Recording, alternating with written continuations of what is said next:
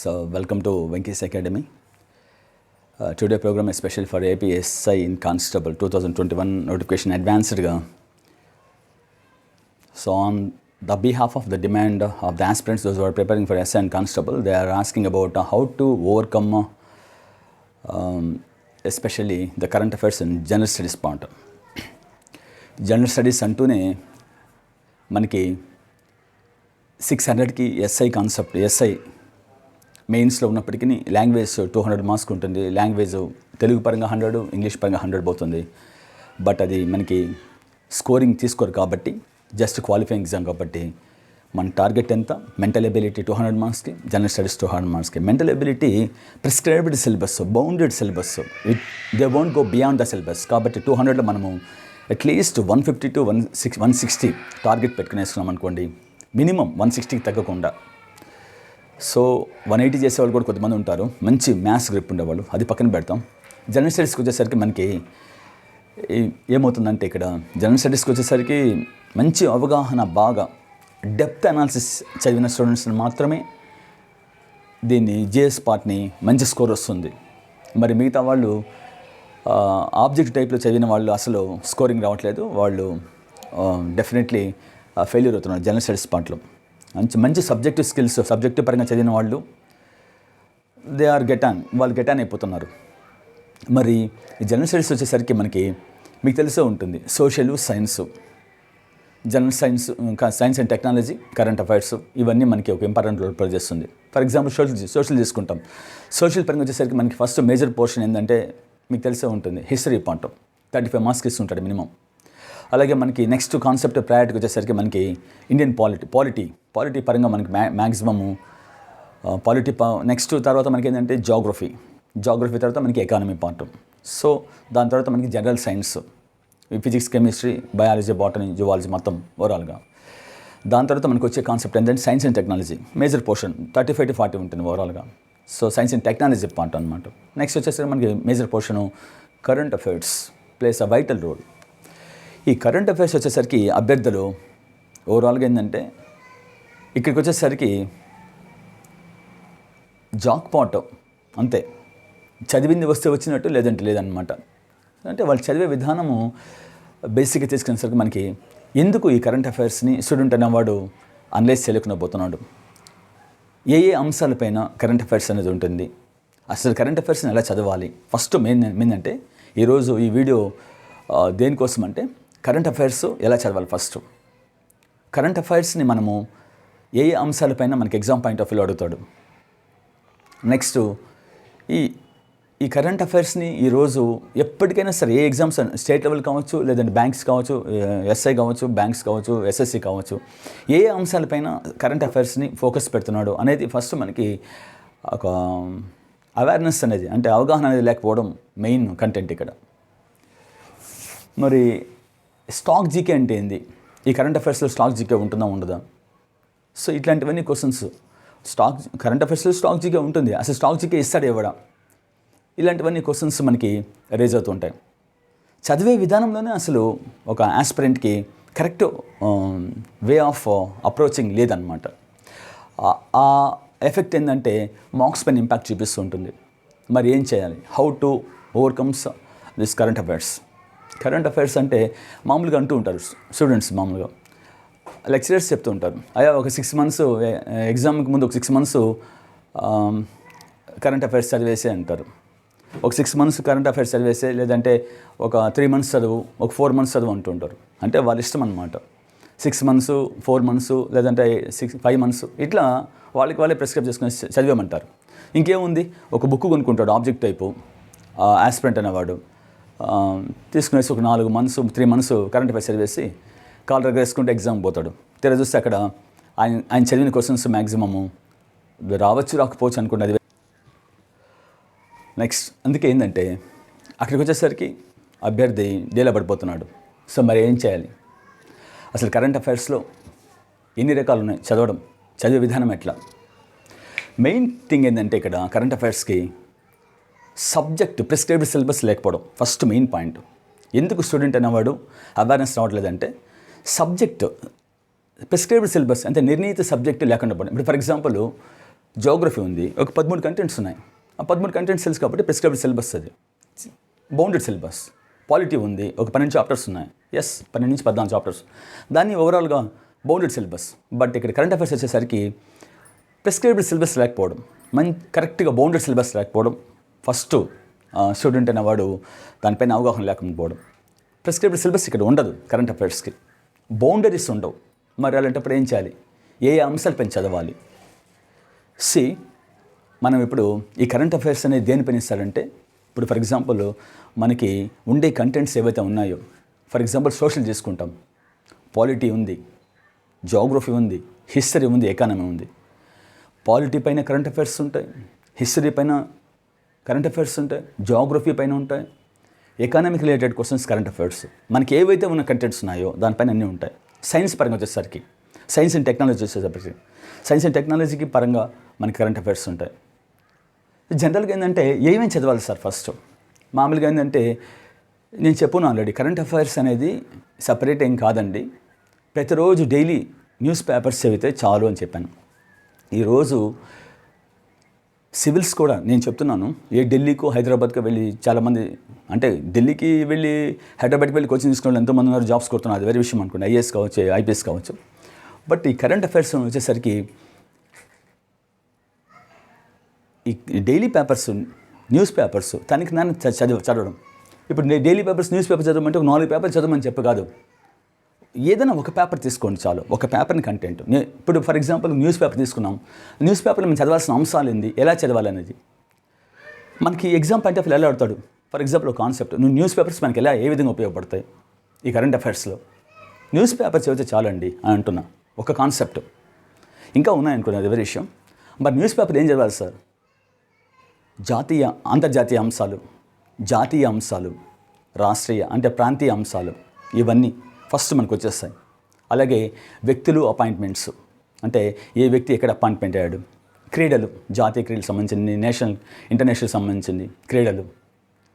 So ఇవన్నీ awards, ప్రతి ఒక్కటి మనము ఒక రోజు ఒక పేపర్ చదివాం. ఒక్క పేపర్ చదవండి, 10 పేపర్లు మనం చదవాల్సిన అవసరం లేదు. ఒక్క పేపర్ 2 అవర్స్ అంతర్జాతీయ అంశాలు, జాతీయ అంశాలు, రాష్ట్రీయ అంశాలు, ఇది చదవండి. అది చదివిన తర్వాత పేపర్ చదివేసి అక్కడ వేసుకోవడం కాదు, నువ్వు చదివిన పేపర్ అంశాలు ఏవైతే ఉన్నాయో నువ్వు ఎడిట్ చేసుకోవాలి, ఏది అవసరం ఏది అవసరం లేదని చెప్పేసి ఒక నోట్స్ పెట్టుకొని మెయింటైన్ చేసుకోవాలి. ఈరోజు పలానా తారీఖు అని నేర్చుకోవాలి. సో అలా ఆ అంశాలపైన ఇది చదివిన తర్వాత ప్రతిరోజు మనకి టీవీలో జాతీయ వార్తలు వస్తుంటాయి. అది ఏ టీవీని కావచ్చు, ఈటీవీ 9 o'clock కావచ్చు నైట్. సో ఆ వార్తలు నువ్వు పలానా జరిగింది, దానిపై నెక్స్ట్ రోజు నువ్వు ఆ అంశాలను క్షుణ్ణంగా రాసుకోవడం, నోట్స్ పేపర్లో వచ్చేస్తున్నావు ఆటోమేటిక్గా. కాబట్టి ఆ జాతీయ వార్తలు ఎట్లా ఓవర్కమ్ చేయాలి, ఎట్లా ఫాలో అవ్వాలి, న్యూస్ పేపర్ మెయిన్ కంటెంట్ ఇక్కడ కరెంట్ అఫైర్స్కి. ఈరోజంతా ప్రజెంట్ సినారియోలో నడుస్తుంది. ఒకప్పట్లో స్టాక్ జీకే ఇచ్చేవాడు, ఇప్పుడు అవన్నీ లేదండి. కరెంట్ అఫైర్స్ సిస్టమే ప్రజెంట్, పేపర్ రీడింగ్ అంతే. పేపర్ రీడింగ్ తీసుకొని, ఇంటర్నెట్ చేసుకొని, కనెక్షన్ చేసుకొని 3 months కూర్చొని సివిల్స్ కొట్టేవాళ్ళు ఎంతోమంది ఉన్నారు ఈరోజు, ఒక సిస్టమ్ పెట్టుకొని. అది వేరే విషయం అనుకోండి. మరి పేపర్ చదవడం అంటే ఒక న్యూస్ పేపర్ చాలండి.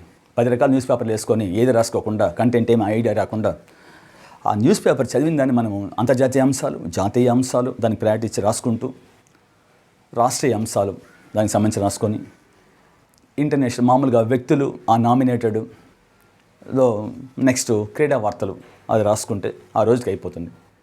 మరి దాని తర్వాత మనము మంత్లీ మ్యాగజైన్స్ చూస్తూ ఉంటాం.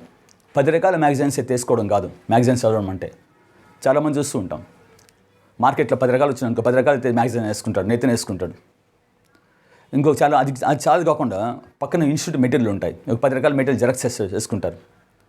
మెటీరియల్ కలెక్ట్ చేసుకోవడం కరెక్టే, కాదని చెప్పట్లేదు. బట్ నువ్వు చదివే విధానం ఒకటే అప్రోచ్ అవ్వు. ఒక పేపర్, న్యూస్ పేపర్ ఒకటే చాలు, మంచి పేపర్ ఒకటి ఉంటుంది.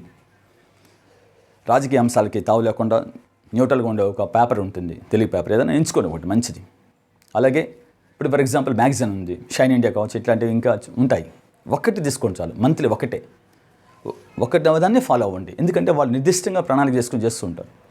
నెక్స్ట్ ఈ మ్యాగజైన్స్ వచ్చేసరికి, మంత్లీ మ్యాగజైన్స్ వచ్చేసరికి మనకి చిన్న వాటిని ప్రొలాంగ్ చేసి, ఎందుకంటే వాళ్ళకి ఒక్కోసారి ఎక్కువ ప్రొలాంగ్ చేసి రాస్తూ ఉంటారు. మనకి అంత అవసరం లేదు. ఎంతవరకు అవసరం అనేది నీ మీద డిపెండ్ అయి ఉంటుంది, నువ్వు రాసుకునే విధానం బట్టి. నువ్వు చదివిన తర్వాత దాన్ని షార్ట్గా చేసి ఎంత అవసరమో మనకి అనే నోట్స్ మెయింటైన్ చేసావంటే మ్యాగజైన్స్ చదివేసి మ్యాగజైన్స్ పక్కన పెట్టేయడం కాదు.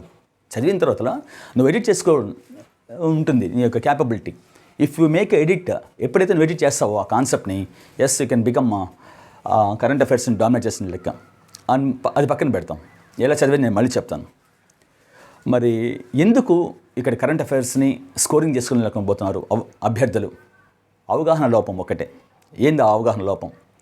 ఇప్పుడు ఒకప్పట్లో ఏంటంటే ఎగ్జామ్స్ ఆఫ్లైన్ ఎగ్జామ్స్, ఇప్పుడు ఆన్లైన్ ఎగ్జామ్స్. అంటే ఒకప్పటికి ఇప్పుడు తేడా. సార్ మాకు ఎస్ఐ కానిస్టేబుల్ లేదు కదా అంటే ఇప్పుడు బ్యాంకుకి ఎస్ఎస్సికి ఉంది కదా. సో ఆఫ్లైన్ ఎగ్జామ్స్ ఒకప్పట్లో, ఇప్పుడు online exams. First point.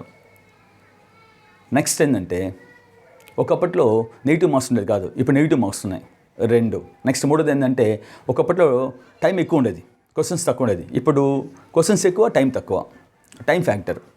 Next ఇంకో దానికి వచ్చేసరికి ఈ ఎగ్జామ్ పాయింట్ ఆఫ్ వ్యూలో మనకి ఆబ్జెక్టివ్ టైపు డైరెక్ట్ క్వశ్చన్ అడిగాడు ఒకప్పట్లో. సింగిల్ క్వశ్చన్ అంటే ఒక క్వశ్చను ఒక లైన్ ఉంటుంది, ఒక లైన్ క్వశ్చన్ ఒకప్పట్లో ఓల్డెన్ డేస్లో. బట్ ఇప్పటికి వచ్చేసరికి క్వశ్చన్ని డివైడ్ చేస్తున్నాడు. అంటే ఇప్పుడు డైరెక్ట్గా క్వశ్చన్ అడగట్లా, ఈ క్రింది వాన్లో ఏది సరైనది. సో పార్ట్ ఏలో విభాగం ఏలో 4 ఇస్తాడు, విభాగం బిలో 4 ఇస్తాడు, జతపరచాలి మనం. అంటే ఈ క్రింది వాన్లో సరైనది కాదు, మళ్ళీ 4 జతపరచు. ఒక క్వశ్చన్ చేయాలంటే 4 క్వశ్చన్స్కి ఆన్సర్స్ తెలుసుంటే కానీ మనం చేయలేని పరిస్థితి ఇప్పుడు. అలా డివైడ్ చేసుకుంటూ పోతున్నాడు కరెంట్ అఫైర్స్ వచ్చేసరికి. మరి ఎప్పుడైతే ఆ విధంగా ఎగ్జామ్ పాయింట్ ఆఫ్ వ్యూని ఎప్పుడైతే ఈ కాంపిటీషన్స్ పరంగా పోలీస్ రిక్రూట్మెంట్ బోర్డు వాళ్ళు, లేదంటే బ్యాంక్ కావచ్చు, లేదంటే రైల్వేస్ కావచ్చు, ఎస్ఎస్సి కావచ్చు, ఎప్పుడైతే వాళ్ళు ఆ విధంగా మార్చేస్తున్నారో దానికి తగ్గట్టు మన ట్రెండ్ మారలేకపోవడం ఒక మెయిన్ కంటెంట్ ఇక్కడ. మనము పూర్వకాలంలో అంటే 3-4 ఇయర్స్గా చదివిన ఓల్డెన్ డేస్లో మనం చదివినట్టు దాని పరంగానే మనం చదివేస్తున్నాం తప్ప మన మైండ్ యొక్క చేంజ్, మన మైండ్ యాటిట్యూడ్ యొక్క చేంజెస్ అంటే కరెంట్ ట్రెండ్కి మనం వెళ్ళలేకుండా ఉన్నాం సైకలాజికల్గా. సో అది ఒక మెయిన్ డ్రాబ్యాక్. అందుకని స్కోర్ రాకపోవడం. ఈరోజు ఒక క్వశ్చన్ అంటే ఈరోజు చూడండి, ఈ కింది వానలో అవరోహణ క్రమంలో ఏది వస్తుంది, ఏ ఆప్షన్ వస్తుంది అంటాడు. అంటే 4 తెలుసున్నాను నీకు ముందు ఫస్ట్ నుంచి ఒక ఆర్డర్లో నీకు తెలుసుంటే ఈ కింది వాటిలో ఏది అవరోహణ క్రమంలో వస్తుందని అంటాడు. అంటే 4 తెలిస్తే తప్ప నువ్వు దాన్ని చేయలేవు కంటెంట్. చూడండి మరి ఏంది ఎక్కడ ఒక స్టూడెంటు. అందుకే ఇప్పుడు నేను చెప్పేది ఏంటంటే ఆబ్జెక్టివ్ టైప్ క్వశ్చన్స్ చదువుతున్నాడు, ఆబ్జెక్టివ్ టైప్ చదివి ఆబ్జెక్టివ్గా వెళ్ళిపోతున్నాడు అతను.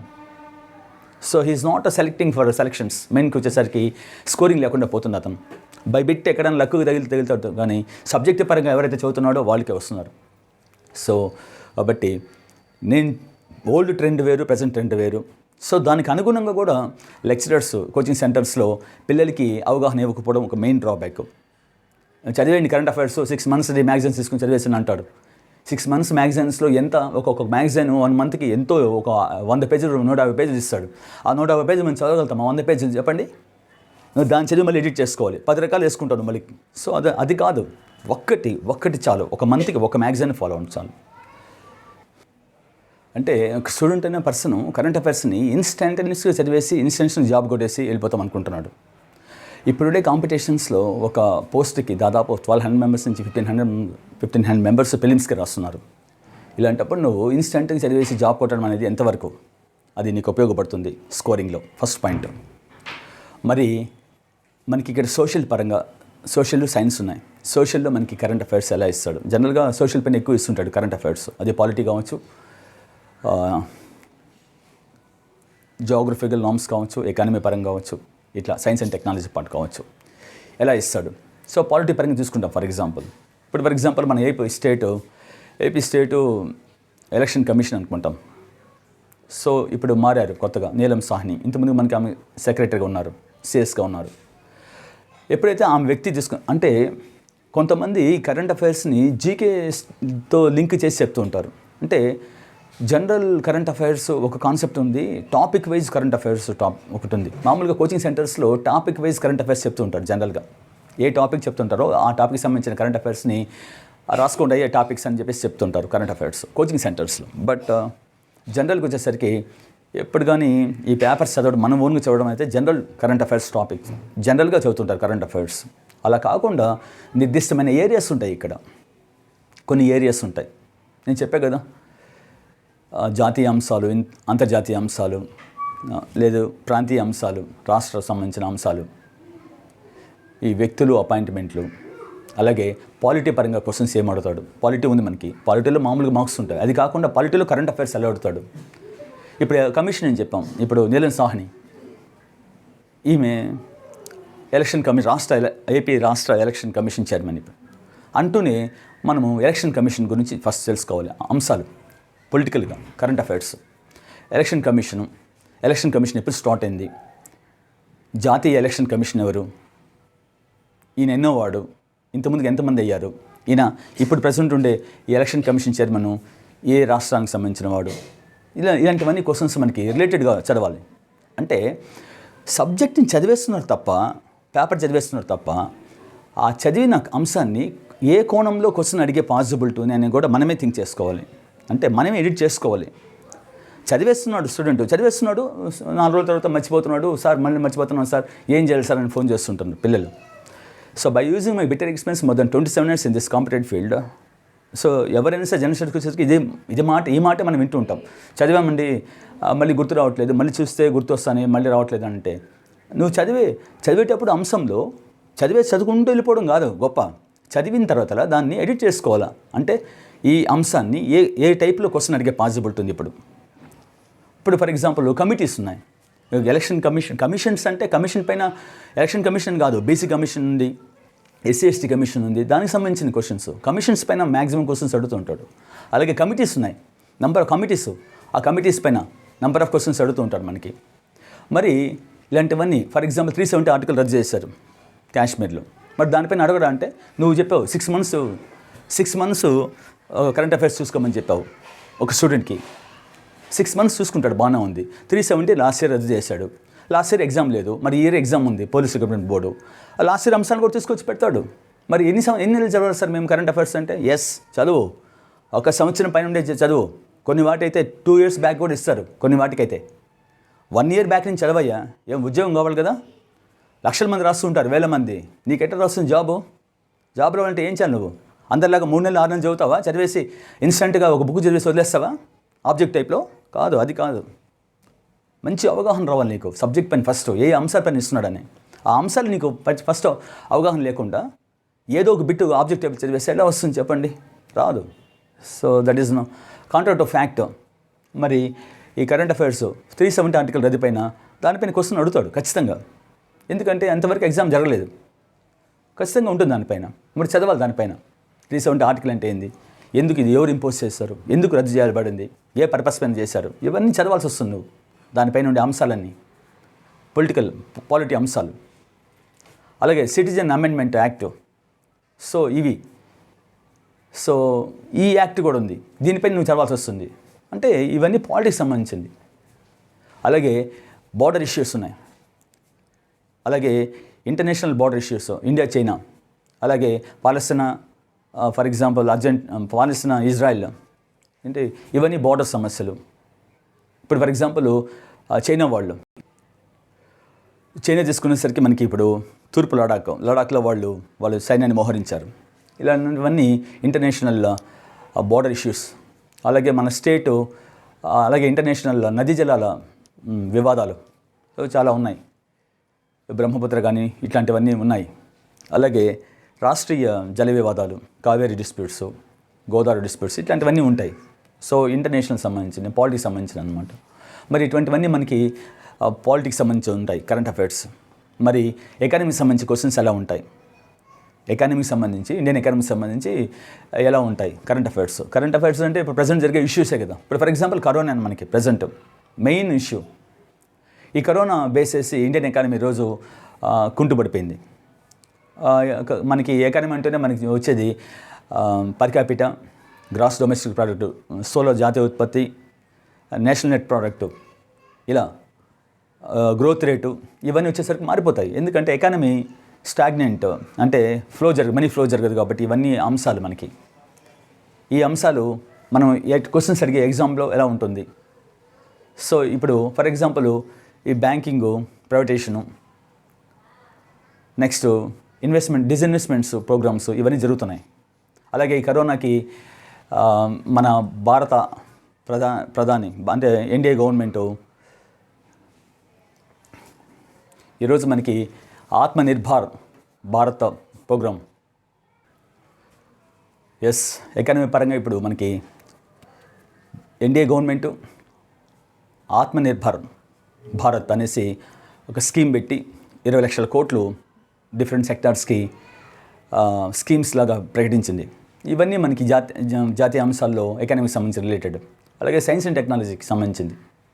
సైన్స్ అండ్ టెక్నాలజీ అంటే మనకి main ISRO concept, DRDO, ISRO, అలాగే మన పిఎస్ఎల్వి, బ్రహ్మోస్ క్షిపణులు, గంటకి 4300 కిలోమీటర్ల వేగంతో వెళ్ళే బ్రహ్మోస్ క్షిపణులు, అగ్ని కావచ్చు, సర్ఫేస్ టు సర్ఫేస్ మిసైల్స్, అలాగే అంతరిక్షం సంబంధించిన క్వశ్చన్స్, రోవర్స్, ఇట్లాంటివన్నీ. ఫర్ ఎగ్జాంపుల్ అమెరికా వాళ్ళు ప్రయోగించిన, నాసా వాళ్ళు ప్రయోగించిన ఉపగ్రహాలు కావచ్చు, ఏదైనా రాకెట్స్ కావచ్చు, ఇట్లాంటివన్నీ దానికి సంబంధించిన మనకి నేషనల్ వైడ్, ఇంటర్నేషనల్ వైడ్ అవన్నీ అడుగుతూ ఉంటాడు టెక్నాలజీ పరంగా. ఈ నెక్స్ట్ అదే కరోనాకు సంబంధించిన ఈ టీకాలు ఉన్నాయి.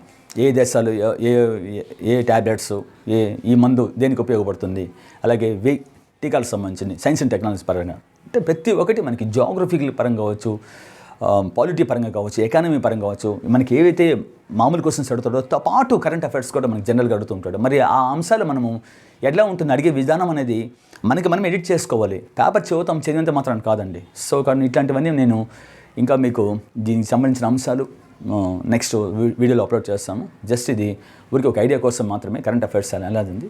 సో కాబట్టి ఆ పేపర్ రీడింగ్ కావచ్చు, లేదా మంత్లీ మ్యాగజైన్ కావచ్చు, ఏదైనా కావచ్చు, సబ్జెక్టివ్ ఓరియంటెడ్ చదవండి. సింగిల్ న్యూస్ పేపర్ చాలు, సింగిల్ మంత్లీ మ్యాగజైన్ చాలు. 10 రకాలు వేసుకునేసి డిస్టర్బ్ అయిపోయి డివేట్ అయిపోయేసి నువ్వు బాధపడి కరెంట్ అఫైర్స్ పైన అసలు అవగాహన లేకుండా ఏదంటే చదివేసి ఇన్స్టంట్ ఇంకా వెళ్ళొద్దు, ఆబ్జెక్టివ్కి చదవద్దు. ఇవన్నీ చదివిన దాన్ని ఒక నోట్స్ మెయింటైన్ చేసి పలానా రోజు పలానా తీసుకున్నాను. నెక్స్ట్ టీవీ వార్తలు కావచ్చు, పేపర్ వార్తలు కావచ్చు, ఇవన్నీ చక్కగా నీ మీదే డిపెండ్ అయి ఉంటుంది. కాబట్టి డోంట్ డిపెండ్ ఆన్ అదర్స్. అంటే ప్రజెంటు పరీక్షా పత్రం అనేది ఎలా ఉంది, ప్రీవియస్ సాల్వ్డ్ పేపర్స్, అంటే గత ప్రీవియస్ పేపర్స్ 2018 పేపర్ కావచ్చు, 2016 పేపర్స్ కావచ్చు, 2012 పేపర్ కావచ్చు, ఆ పేపర్స్ని మనం చూసినప్పుడు బోర్డు వాళ్ళు ఏ అంశాలపైన ఎక్కువగా ఇస్తున్నాడు అనేది కూడా నీకు తెలిసిపోతుంది. నువ్వు బాగా ఒక పేపర్ని ఊరికే చూడడం కాదు, జనరల్ స్టడీస్లో ఏ చాప్టర్కి ఎలా ఉంటుంది, ఏ అంశం పైన ఎలా అడుగుతున్నాడు అనేది ఒక బాగా అనలైజ్ చేసి డెప్త్గా చదివితే మాత్రము నీకు ఒక అనాలిసిస్ వచ్చేస్తుంది. దాని ప్రకారం కూడా మనం చేసుకోవచ్చు ఈ కరెంట్ అఫైర్స్ పార్ట్ అనేది. సో కాబట్టి స్టాక్ జీకే అనేది చెప్తారా, దాని మీద నేను మళ్ళీ మీకు ఐడియా ఇస్తాను. దీనిలోని కరెంట్ అఫైర్స్లో స్టాక్ జీకేని బేస్ చేసి ఇచ్చేవాళ్ళు ఉన్నారు, కొంతమంది క్యాలెండర్స్ని బేస్ చేసి చెప్పేవాళ్ళు ఉన్నారు. సో ఇలాంటివన్నీ మనకు ఉంటాయి. సో కాబట్టి my request all of you as aspirants please ఈ కరెంట్ అఫైర్స్ని ఓవర్టేక్ చేసే విధానము, ఓవర్కమ్ చేసే విధానము మన మీద డిపెండ్ అయి ఉంటుంది. అది నువ్వు చదివే సమగ్ర. ఇప్పుడు ఫర్ ఎగ్జాంపుల్ పాకిస్తాను ప్రెసిడెంట్ ఎవరని చెప్పారనుకోండి, సో వెంటనే ఇమ్రాన్ ఖాన్ అంటారు చాలామంది. సో అంటే మనకు తెలియని దాని గురించి మనం ఇమ్రాన్ ఖాన్ మాకు తెలుసు కాబట్టి చెప్పేస్తుంటాం. పాకిస్తాన్ ప్రెసిడెంట్ వేరు, పాకిస్తాన్ ప్రైమ్ మినిస్టర్ వేరు. So Pakistan prime minister Imran Khan, మరి ప్రెసిడెంట్ వేరే వాడు ఉంటాడు. కానీ మనకు తెలిసింది అది. కాబట్టి క్వశ్చన్ని సమగ్రంగా అనలైజ్ చేసి క్షుణ్ణంగా పరిశీలించాలి. సో ఒక పులి కూడా వేటాడడానికి వెళ్తే ఎట్లా వేస్తుందంటే, జింకని వేటాలంటే శబ్దం లేకుండా అడుగు వేసుకుంటూ వెళ్తుందో క్వశ్చన్ని కూడా మనం అట్లే అనలైజ్ చేయాలి. కరెంట్ అఫైర్స్ పార్ట్ ఏదైనా సరే ఎగ్జామ్ పాయింట్ ఆఫ్ వ్యూలో మనం ఒక క్వశ్చన్ ఎగ్జామ్ రాసేటప్పుడు. మరి అలా లేదు ఈరోజు. ఒకప్పట్లో మనకి నెగిటివ్ మార్క్స్ లేదు కాబట్టి మనం విచ్చలవిడిగా రాసేవాళ్ళం. ఇప్పుడు నెగిటివ్ మార్క్స్ అఫ్కోర్స్ ఇప్పుడు కూడా నెగిటివ్ మార్క్స్ లేదనుకోండి, ఒకవేళ నెక్స్ట్ ఫ్యూచర్లో ఇప్పుడు మోడీ ఏమంటున్నాడంటే 1 నేషన్ 1 రేషన్ 1 రిలీజన్ అని చెప్పేసి 1 ఎగ్జామ్ ఆన్లైన్ ఎగ్జామ్ అని అంటున్నాడు. సో ఇప్పుడు స్టేట్లో కూడా ఇంపోజ్ చేస్తున్నాడు ఆన్లైన్ ఎగ్జామ్స్ పెట్టండి అని చెప్పేసి. మరి ఒకవేళ ఎస్ఐకి కానిస్టేబుల్కి ఎస్ఐ ఎగ్జామ్స్ పెడితే, ఆన్లైన్ ఎగ్జామ్స్ పెడితే మన పరిస్థితి ఏంది, ఎలా ఉంటుంది? 2 వీక్స్ జరిగిన కాన్సెప్ట్ని కూడా మన కరెంట్ అఫైర్స్కి ఇచ్చే పాసిబిలిటీ ఉంది. సో అట్లే ఎస్ఎస్సి కానీ బ్యాంక్స్ కానీ 2 వీక్స్ జరిగిన ఇన్సిడెంట్ కూడా మన కరెంట్ అఫైర్స్ ఇస్తుంటాడు. మరి అదే ఎస్ఐ కానిస్టేబుల్కి వచ్చేసరికి దాదాపు మోర్ దాన్ 1 ఇయర్ నుంచి చదవాలండి, more than 1 year. So 1 year నుంచి మనకి చదివితే మంచి సమగ్ర ప్రణాళిక ఉంటుంది. కాబట్టి దాన్ని బేస్ చేసుకోవచ్చు. So I will give the another content on the current affairs itself only. Remaining science and టెక్నాలజీగా కాదు, సైన్స్లో ఎలా ఉంటుంది మనకి, రిమైనింగ్ క్వశ్చన్స్ ఎలా ఉంటాయి, అంశాలు ఏ అంశాల వరకు ఇస్తున్నాడు వెయిటేజ్ నేను చెప్తాను. మళ్ళీ నెక్స్ట్ వీడియో అప్లోడ్ చేస్తాం. Nice to from Venky's academy. So please pass the message to friends also.